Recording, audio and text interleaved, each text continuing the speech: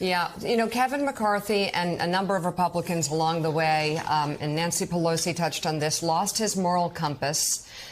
He did he need the midterms truly to understand that people prefer their democracy intact?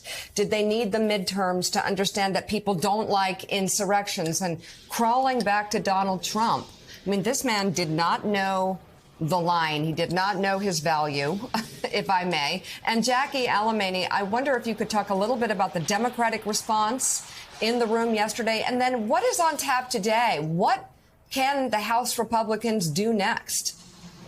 Yeah, Mika, I want to get to that, but I just have to say, I think even if Kevin McCarthy had found his conscience, this set group of members would never support him. And I think it speaks to sort of the broader issue that's facing Congress today and sort of the perverted incentives for these members to be obstructionists, to be Kevin McCarthy. You had Andy Biggs sending out fundraising emails amid all of this drama yesterday, saying that he was proud to block Kevin McCarthy and was going to bring conservative power back to Washington, D.C. I'd love to see the fundraising numbers for Lauren Boebert, Matt Gaetz, all of these people who are profiting in some way politically on social media with their own personal following and own personal brand that they've created from holding up legislating, becoming actual members in this Congress. As for today and for the Democratic response, it was actually quite remarkable to watch former House Speaker Nancy Pelosi, who is now just a regular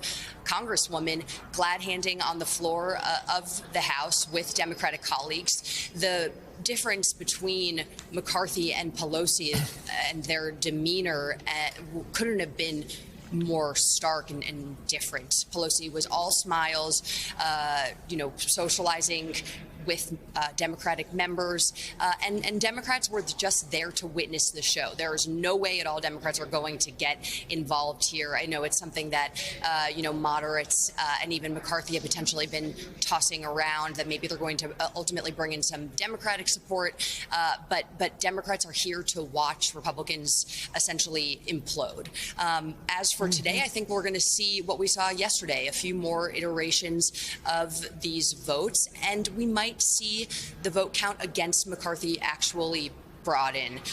But that being said, the write-in candidate, House member Jim Jordan of Ohio, does not want this job. He said so repeatedly.